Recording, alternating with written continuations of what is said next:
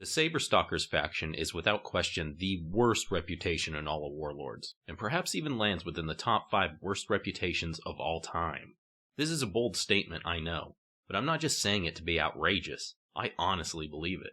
The Brood of Nozdormu probably takes the coveted number 1 spot, followed closely by the Chandrilar, a faction so bad it no longer exists in-game. Then you have the Hydraxian Waterlords at number 3, maybe the pre-Cataclysm Winter Saber Trainers at number 4, and finally, the Saberstalkers at number 5. Honorable mentions go to Timbermaw Hold and the Thorium Brotherhood. Notice the funny thing about this top 5 list, even when it's extended to 7? They're all vanilla reps, except for the Saberstalkers. You have to go 10 years back in time to rival the ridiculousness of our latest faction. As I highlighted in parts 1 and 2 of this episode, when I first set foot in Tanaan Jungle, I was pretty bummed about how underwhelming the whole place was. It seemed really cheap and uninspired to me, but maybe my expectations were too high.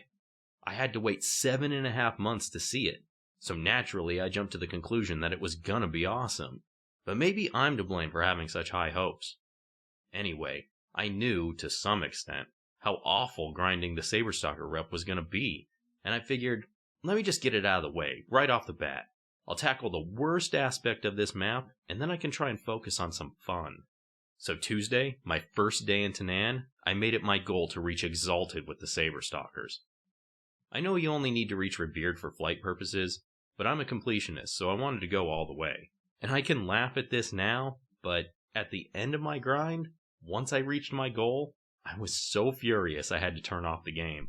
I'll tell you why in just a bit, but first, let me share my experience from the beginning. Just south of Lion's Watch is a small chunk of land that's isolated within a tall mountain range. It's called Fangri-La, and it's home to a tribe of Sabron known as the Black Fang. The official Warcraft website describes the Sabron as more advanced than beasts. They have a social structure and can shape simple tools into weapons. They're primitive, sure, but they're more people than animal. They wear clothing, they can speak. Hell, you can recruit one as a follower for your garrison. So what are we asked to do when we see them in Tanaan? Just kill them. Kill them all. Why? Well, that's the best part. For no reason whatsoever. Now, for the record, I'm not a role player. I don't pretend my characters are the paragons of good and righteousness, and I'm not some ultra-liberal douche who doesn't like killing things in video games. I'm upset that there's no significance behind this outright slaughter, gameplay or otherwise. The Saberstalkers have zero motivation for killing the Sabron. They're an ill-conceived and uninspired faction that was just carelessly dumped into the game simply for the sake of being a massive time sink. Grinding mobs for the sake of grinding isn't fun. There's no appealing entertainment here. You're just burning down NPCs for points. This is essentially as lazy as game development gets. It doesn't get much worse than this. Let's take a look at the Saberstalkers camp. I was able to capture the whole thing in a single screenshot. It's just 4 NPCs hanging around a campfire, and I'm not even certain they're all Saberstalkers. This guy, Scholar, with the moose antler hat, he's just sitting here with the squirrels. If you talk to him, he gives you a free bag of squirrel treats.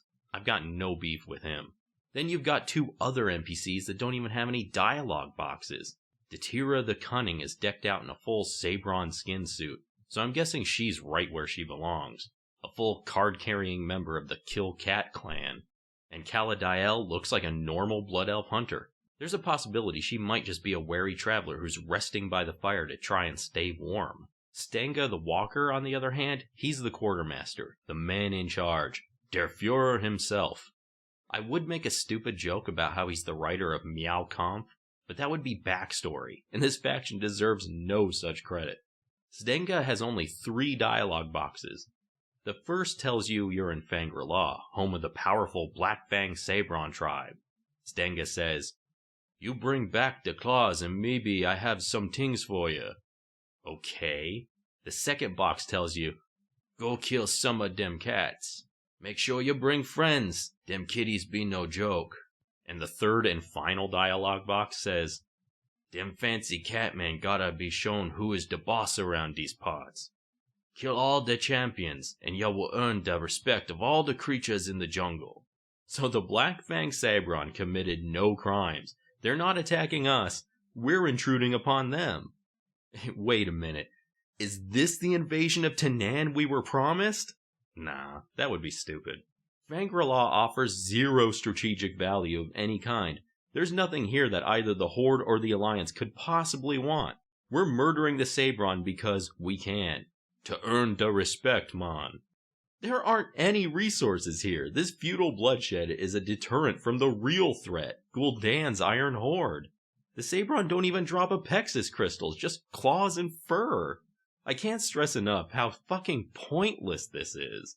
So now I'd be a fool not to play that clip of Ian Hazakostas in the Q&A bad-mouthing the reps from Warlords 6.0. Yeah, the reputations in 6.0 release Warlords of Draenor, I'm not really going to defend them and say that they're awesome and fun and engaging. They are completely mob grinds. I think it's unfortunate that it kind of set the perception of reputations as a whole back many years. Yeah. We have come a long way since the days of, grinding furbolgs in, in Winter Spring or whatnot. Ian admits these type of grinds suck, and yet the Saberstalkers were put into the game for what purpose exactly? Some of you White Knights might be saying, well, when Blizzard got negative feedback about Warlords rep in 6.0, they were already in the process of designing the Saberstalkers. So it was far too late to change them or remove them from the game. Well, you know what? That's bullshit. I think I've done a fairly good job of pointing out how the Saberstalkers were crapped out with zero effort. The entire concept, from storyboarding to actual development, probably took less than a week. Seriously, there's nothing here. It's embarrassing, actually. And I'm not really advocating the removal of content. I want this shit fleshed out. 7.5 months of development time was more than enough to adequately create a proper faction. But Blizzard chose not to bother. And let's look at it from this goofy perspective. Let's say Blizzard was pressed for time.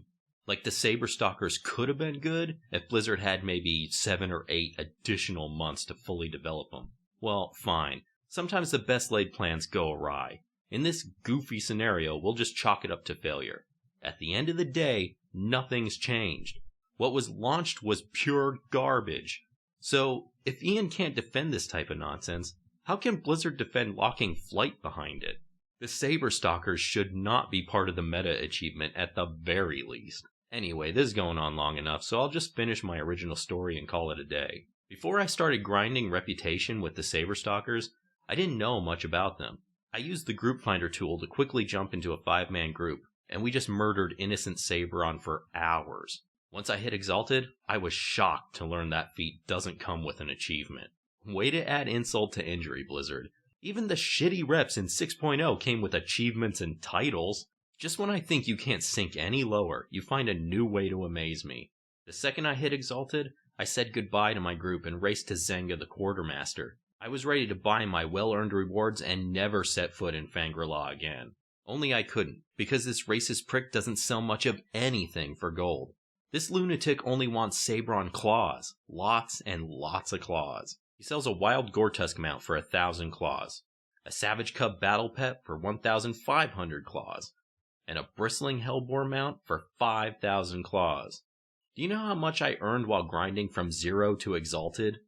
A measly 645 claws. Blizzard priced this stuff like they expected players to get some enjoyment out of the place. I was so pissed I just logged out and went to bed. Stenga can keep all his mounts and his pets. I'm through dealing with him. Stupid, intolerant, xenophobic monster. And by the way, just so I don't get a ton of hate mail about it, I'm sure some of you would like to point out that I'm a racist as well. After all, I did make a whole video about how I don't like the Pandaren.